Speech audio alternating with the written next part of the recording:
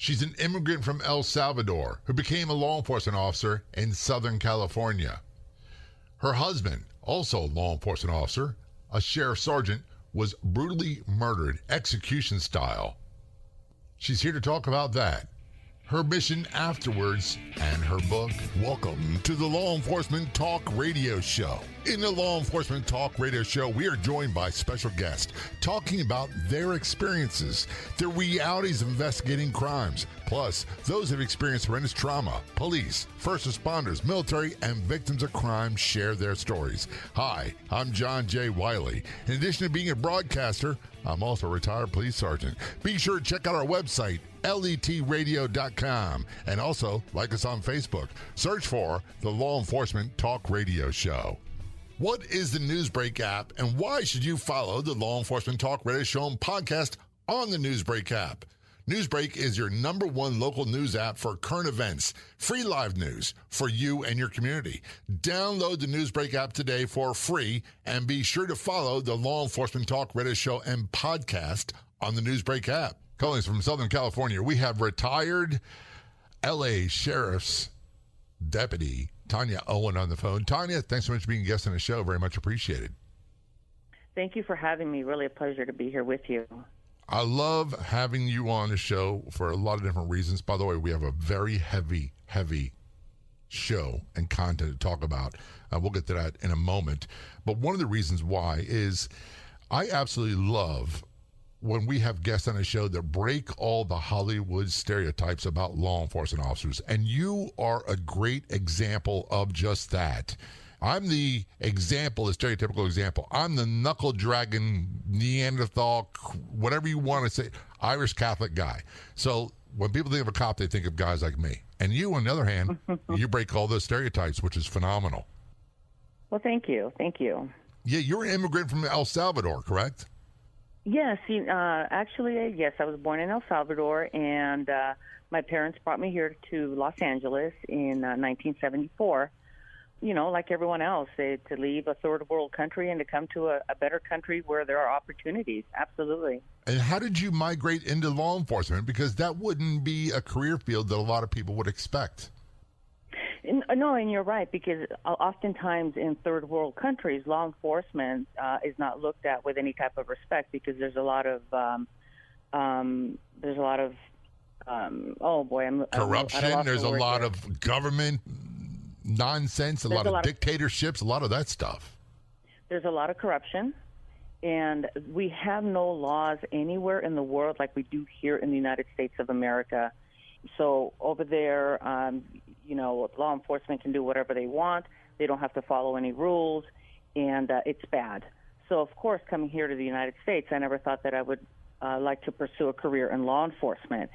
And as I went through school, my initial thought was to pursue a career in the medical field.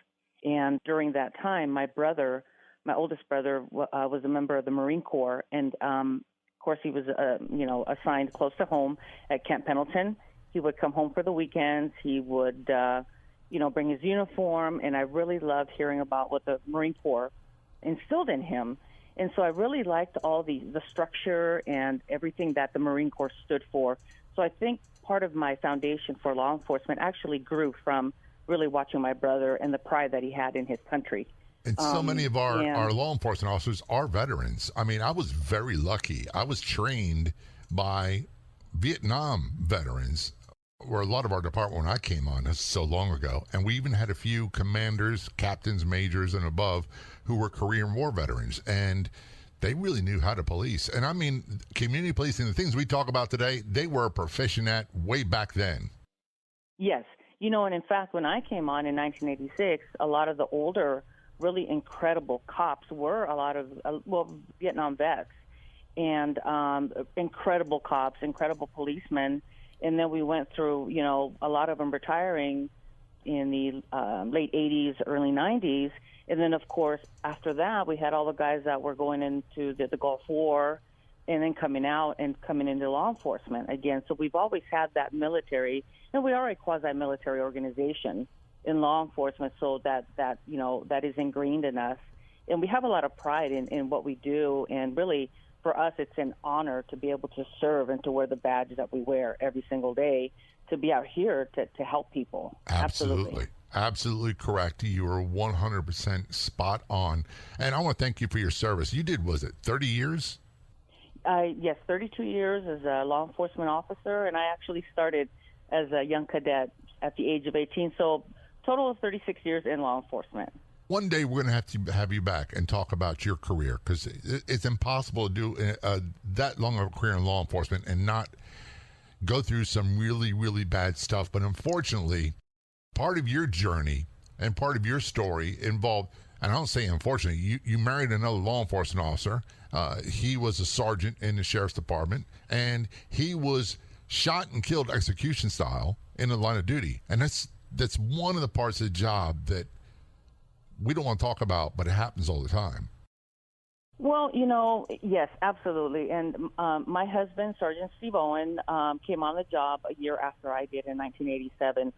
And here's the one thing that people need to understand when it comes to law enforcement, when it comes to the military. We are in professions where we go out there and we have no idea what to expect on a daily basis. We can go out and it's going to be a slow day, or we can go out and within 10 minutes we're fighting for our lives. And it's one of those professions, too, where, people, unfortunately nowadays, because of all the rhetoric against law enforcement, they don't take the time to see what that person behind the badge or who that person is. They just want to judge us based on the uniform we wear and the badge we wear. And automatically we're bad. We're bad news. When in all actuality, we're quite the opposite. The very foundation, the core of the heart of a law enforcement officer is love. Love for humanity, love for a fellow man. And there's nothing more that we want to do than to go out there and be a blessing and ultimately stand between good and evil. There's a movie, and I can't remember which one it was, but a great line from this movie was, the greatest trick ever played was the devil convincing the world he didn't exist. And I say until the news media and social media convince everyone that police departments, law enforcement officers are a bigger threat than MS-13, than the outlaw motorcycle gangs and organized crime and violent criminals. And I never thought I'd see a day where that would be the norm, but unfortunately it seems to be right now. You know what? That makes two of us, and it's very unfortunate because we've all known all along that the media controls the public.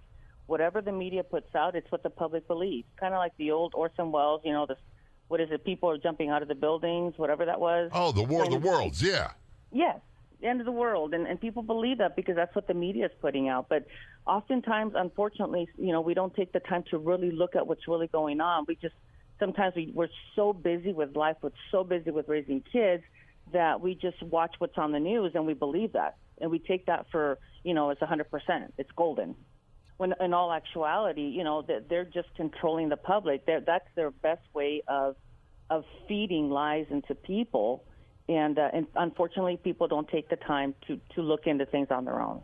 One of the things that, I say two things, there have been court cases, and what these court cases have ruled is that the news media doesn't have to tell you facts. Their job is to get eyeballs or earballs or whatever it takes on their story. Secondly, and I'm going to use print media as an example, newspapers, they always lead with the end of the story first when it involves police. Cops shoot man. They never talk about, at least in the headline, knowing that people won't read anything more than the first couple of paragraphs in a headline, they don't talk about the 50 things that the other person did that could have prevented and changed the outcome. We're talking with Tania Owen, retired Los Angeles County Sheriff's Deputy. Also, well, there's a lot of sad things to talk about. When we return, we'll talk about that, her new mission in life, and more. This is a Law Enforcement Show. Don't go anywhere. We will be right back.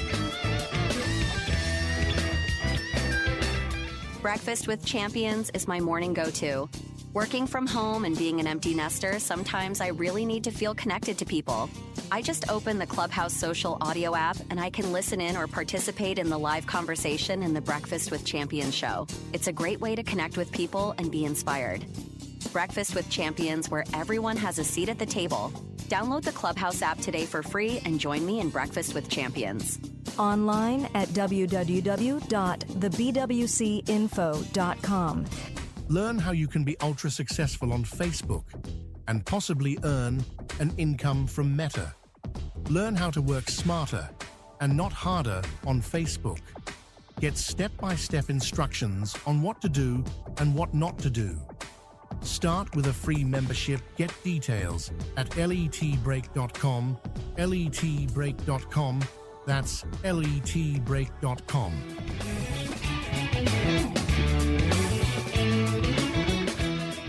Return conversation with Tania Owen. She is a retired Los Angeles County Sheriff's Deputy. Also, she is an author or co-author, and we'll talk more about that in a moment. She immigrated from El Salvador, became a law enforcement officer in Southern California, married a law enforcement officer in Southern California who became a sheriff's sergeant, and I believe in 2016, your husband was shot and killed execution style in line of duty. And there's really no polite, gingerly way of saying what happened, is there? No. And, clearly as law enforcement officers, we clearly know when we sign on the dotted line, once we go to the academy, that this could be the ultimate price that could be paid to lay down our lives for others. But it's something that we don't think about. We know that we have a job to do, and we go out there and do it. And October 5th, 2016, my husband had 29 years on the job. We were getting close to retirement. This particular day, he was supposed to be off, but picked up an overtime shift because I had to work that same day. I happened to be going to an area about 3 hours from our home, known as Palm Springs, and I was actually going to be testing with my partner, my canine partner. We had just completed 6 weeks of canine training. He happens to be an explosives detection canine. And that day we were, like I said, we were 3 hours away. And because I was working, my husband picked up an overtime spot. And he was about a half hour from the end of his shift when he received a call of a burglary in progress. He was the first officer to arrive at the scene. He encountered this individual who we later learned was a violent criminal who was currently on parole. The last transmission my husband put on the radio was that he was going to be detaining him at gunpoint. Exactly 5 seconds later, the dispatcher came over the air asking him for his status. There was no response. It was that quick how that occurred. We later learned that after the individual shot my husband, he clearly ambushed him. No doubt, I know my husband. I know how he works. He would have been involved in a gunfight had he seen a weapon. But this individual actually was facing away from my husband when he brought the gun from his waistband in between his arm and body, and it was a random shot. He even called it, a lucky shot. It's a 1 in a million shot that could never be repeated. And that shot, unfortunately, landed on his forehead, completely disabling him. He fell back. The suspect at that point had the option of fleeing, running away, and maybe even getting away. But he made the decision to run up to him. He stood over my husband and shot him 3 more times in the face, another shot to the forehead. He blew out his eye and a shot to his cheek. And the very last shot was to his badge. And to me, as a law enforcement officer, that sent a very clear signal to us that he did not care who it was that was there. No one was going to stand between himself, and what he wanted to do, not even a law enforcement officer. And if you are so brazen and so calculated as to kill a law enforcement officer, who are you not willing to kill? Part of me is raging. Part of me is raging inside that this happened. Number one, at 29 years on the job, and as a sergeant, a lot of sergeants don't respond to calls. I mean, they're the last ones to get there. They've done their time. They've gone through the grind. So he did things he didn't have to do. And when you say that shot, it was a lucky shot, it almost sounds like he was facing away from him, and it was his back turned to your husband and fired under his arm at him. Correct. He was facing away from him and, yes, fired under his arm. My husband did not even see the weapon. I guarantee you, I know how my husband worked, there would have been a gunfight. One of the things 100%. You said earlier, Tania, is And I don't know about you. We all knew the risks, absolutely, without a doubt. And we did the job anyway, but I found a way to put it in the back of my mind that this wasn't going to happen. Otherwise, we'd never leave the station house. You'd never get out of the car. You just wouldn't do a lot of things. And I look back on my career and go, man, that was a close call. That was a close call. That was a close call. and I don't know how I made it through at this point. And back then, I thought, I'm bad. I'm 6 foot, whatever. I'm bulletproof. I'm walking, talking, really tough guy. That's not the truth. I don't know why some people who are really great cops didn't survive. And I know other ones who were just horrible and they came out unscathed. I don't know why. And I can't put a reason to it. I completely agree with you. We get into some of the most dangerous situations. And like you, I have many times come back into my police car and thought to myself, oh, my God, that could have gone really bad. And then I'm immediately thanking God, thank you, Jesus, that it didn't go that way. And because police work, as you know, is not black and white at all. And we have to just do the best that we can with the situation that we're confronted with. And in law enforcement, we are reactionary. We have to react to what people do. And what really frustrates me nowadays is that they want the media, everybody wants to make law enforcement look like we're going out there to specifically injure or to kill others, when really the fact is we just react to what they do. If people cooperated with law enforcement, that contact would go very well. It would probably even be a pleasant contact. And as you know, you did this job for so many years. We really try to go out there and help everybody. Most of our contacts are with people that are committing crimes, people that are having like the worst day of their lives. And even then we try to instill in them, something to get them, past where they're at. We always try to give them good advice. That's really who we are as people. We're not robots. We're just like everyone else. We have families like everyone else does. We have family members that are sick like everyone else does. We have marital problems like everyone else does.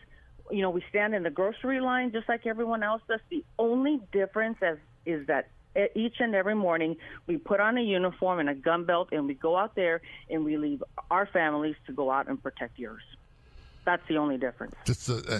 And be ridiculed, criticized, and I love what you said. It's not black and white. And it's not black and white in a racial manner, although a lot of people seem to think it is. And by the way, if you're one of those people that think it is, that's a statement about you. That's not a statement about me or Tanya or anyone else working in law enforcement. People seem to think that because we wear the same uniform, we have similar requirements or regulations for facial hair, in my case, facial hair. I'm sure you never had a mustache. We also had requirements about haircuts and hairstyles and all that stuff. And we tend to look the same or similar. But we're not a homogenized group. We're not a bunch of people that all think, act, and feel the same way. And one of the things that I take great exception to is people will use terms like systemic. And I go, I don't know the size of your agency. My department, just say at the time, was 3,000. Finding 3,000 people to think exactly the same way and give up their moral compass of what they're raised with is not going to happen. As a matter of fact, my wife and I can't even agree on where to go to dinner. We're going to take a break. This is the Law Enforcement Show. Don't go anywhere. We'll be right back. You can find us on Facebook. Just search for the Law Enforcement Talk Radio Show and be sure to click like. First thing in the morning on my phone, I join the Breakfast with Champions morning show in the Clubhouse social audio app. Both are free. I can grab my coffee, no makeup, no hair to do, and connect with people live from all across the world to jumpstart my day. Join us in the Breakfast with Champions rooms in the Clubhouse social audio app. Online at www.thebwcinfo.com. Back to our conversation with Tania Owen on the Law Enforcement Show. Tania is a retired Los Angeles County Sheriff's Deputy. She is also co-author of the book After the Badge, and she and her partner, Vicky Speed, have a website, and that website, I believe, is VickyandTania.com. We'll talk more about what they do with that in a few moments. Before we went to break, Tania, we're talking about when your husband, LA County Sergeant Steve Owen, was executed, killed in line of duty by gunmen in, I believe it was 2016. And you were training your canine dog. And how did you find out this happened? I was, like you said, I was at Palm Springs training, and I received a call. I got the call that no one ever wants to receive.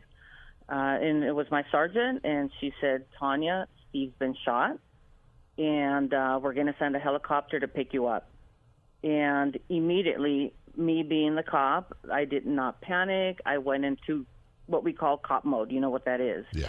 And I took in the information. The only question I wanted her to answer was, is he alive? She said, yes, he's been rolled to the hospital. That's all I needed to know, because you know what? As long as he's alive, I've got this. We've got this.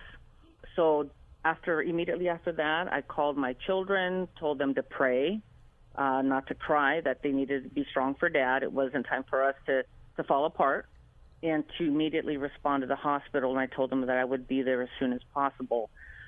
And while I was making my phone calls and waiting for the helicopter to arrive, a sergeant that was at the hospital called me and said, Tania, you need to speak with Steve. Now, remember, at the time, I was told that he was shot. So in my mind, he's only been shot once. And two, when she says you need to speak to Steve, I'm thinking he may not be able to verbalize, but I can probably speak into his ear. And I knew that the words that I was about to speak were going to be very significant. So I wanted to make sure that I was, not crying.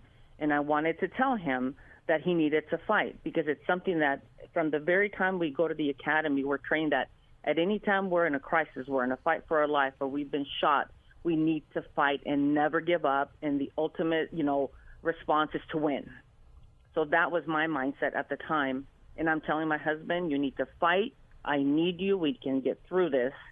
But then at that very moment, something came into me, and I thought, what if he doesn't make it? I need to acknowledge what he's done for us as his family. So I changed my tone, and I softened it up, and I thanked him for everything that he had done, for loving us, for always being here for us. I just wanted him to know that if he felt that he needed to go home to be with our Lord, that he had my permission. And I quickly changed my tone back to, I'm on my way, hold on. Right as soon as I hung up, helicopter picked me up, and on the way to the hospital, I remember just looking into the horizon, not talking to my lieutenant, just really still in that cop mode, and really just talking to God. And I remember a conversation Steve and I had, that we agreed that if we were ever in a situation where we were in a vegetative state, that we did not want to live like that. And that at the 1 month mark, we would have a conversation with the doctor, and if things were not looking well, we would remove the other from the machine and let God decide for us. And I asked God specifically, Lord, if Steve cannot be 100%, please take him home. And it was like this warm sensation, almost like pouring of a liquid, started at the top of my head. At the instant it stopped at my heart, I felt this incredible peace, almost like I was floating on air, almost like a euphoric peace. And as soon as the helicopter landed, I ran into the ER, saw that my husband was on the table. They were still performing CPR. And again, I thought he'd only been shot once, but the man that I saw on this table had multiple shots on his face. And I couldn't register. It was like a slow moving film. And as soon as I got there, I started telling him that he needed to fight. But literally within a minute of me getting there, they called it, and they pronounced him deceased. And it was really just, I couldn't believe it. It was like living a nightmare, because 1 minute I'm thinking we're going to make it. He's been shot once. And now I find out that he's been shot multiple times. And I also did see that bruise on his chest from when the bullet hit his badge. And the other thing that really was bothersome to me, I felt a tug at my leg. And as soon as I looked over, I realized that my sergeant was taking my gun from me. And you know that with our training in gun retention, it's a very, somebody pulls at your gun, you have a very visceral, bad reaction, because that means somebody can use that weapon against you. And it was almost like it was conflicting for me, because at my left, I have my husband who's just been pronounced, and at my right, I have my sergeant taking my gun. And I quickly had to put my emotions in check, because I realized that he was doing that so that I wouldn't kill myself. Yeah, I get why he did it, and I'm assuming he could be a woman too, but I get, and having been a sergeant, I get it. But man, I wouldn't never want to be in that predicament where I had to do that. And I'll be honest with you, I'm busted up listening to you talk about this. And it brings back so many horrible memories of people I've known who were killed in the line of duty that, truth is, Tanya, you just don't get over it. For me personally, you just get used to it. And I don't know of another way to explain it.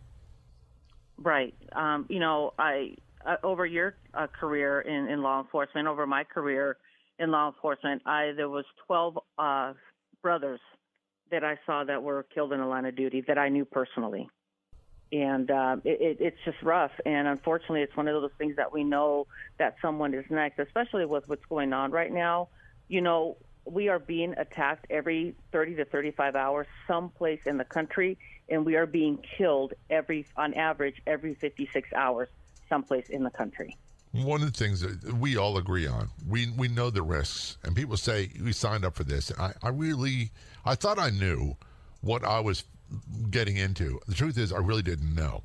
And I'm sure that, like me, you did not think this would ever happen to you. And you did not think it would ever happen to one of your loved ones, because we just don't walk around with that mindset. And from what you talk about, your husband, Steve, he was a really good cop, and he's really good at what he did. And when I say cop, that's an ultimate compliment coming from me. The funny thing is that certain people say that, I don't like it. Mm-hmm. You've got to walk the walk in order to say that, and I'm okay with it.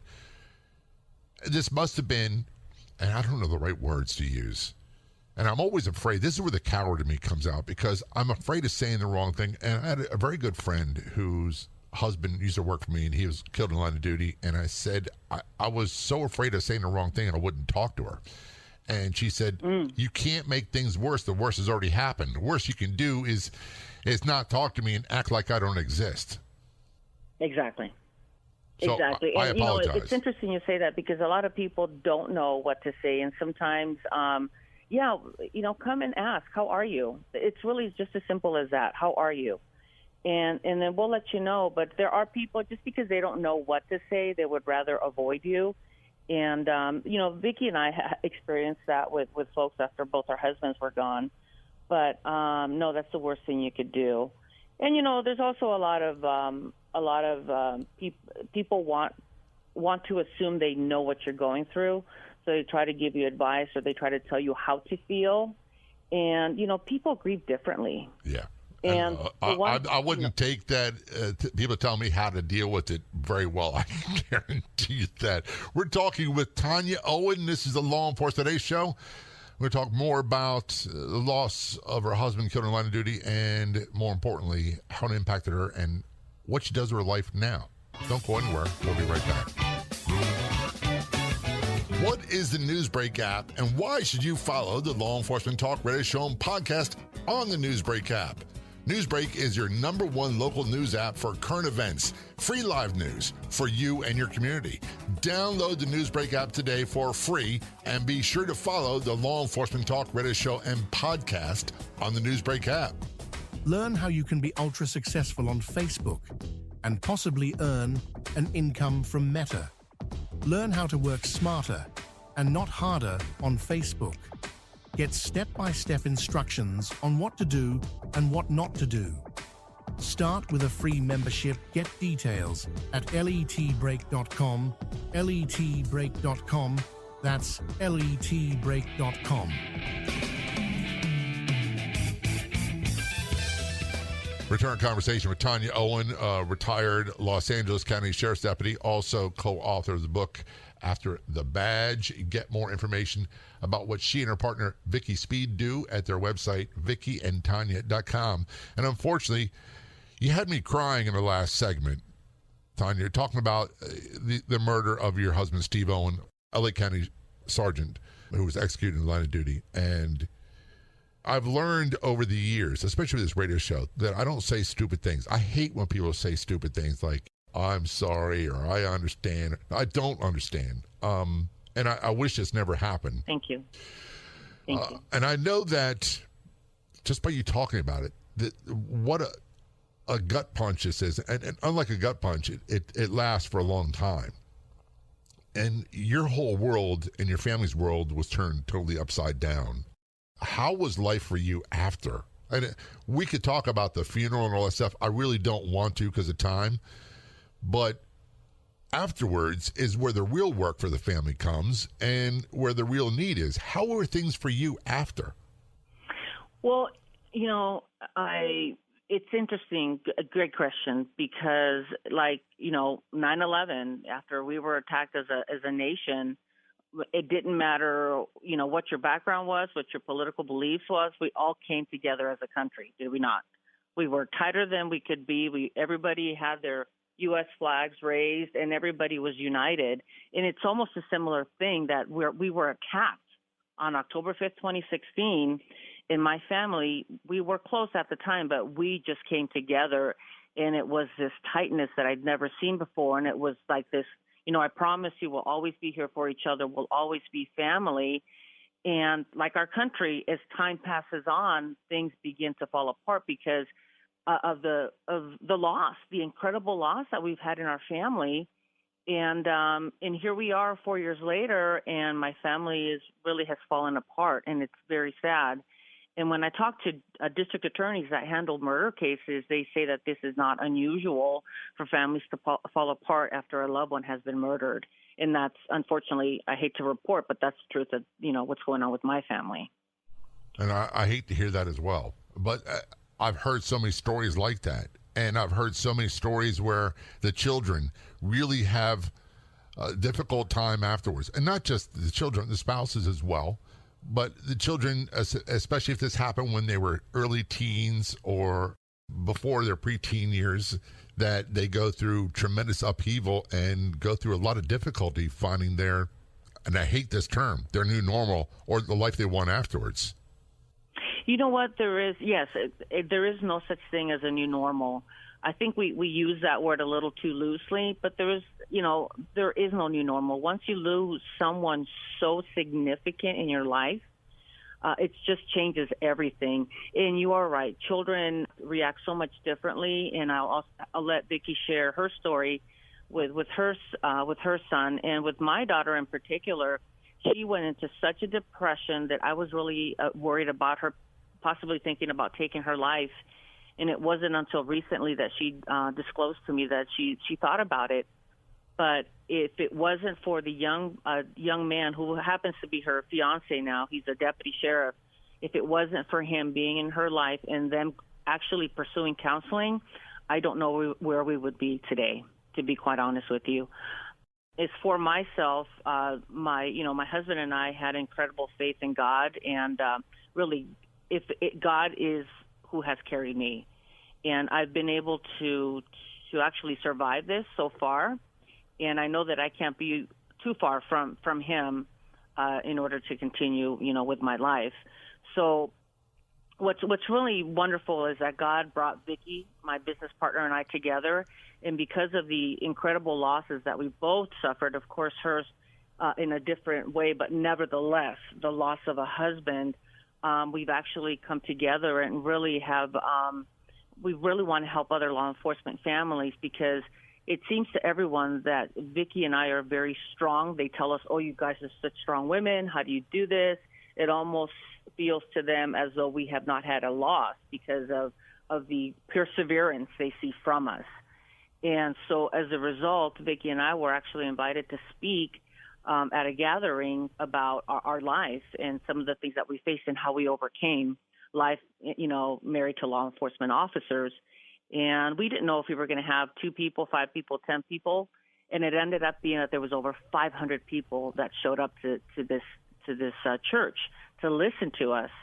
And it was incredible. The acknowledgement we got from people was so touching that, we kept on being asked to continue speaking and being inspirational, if you will.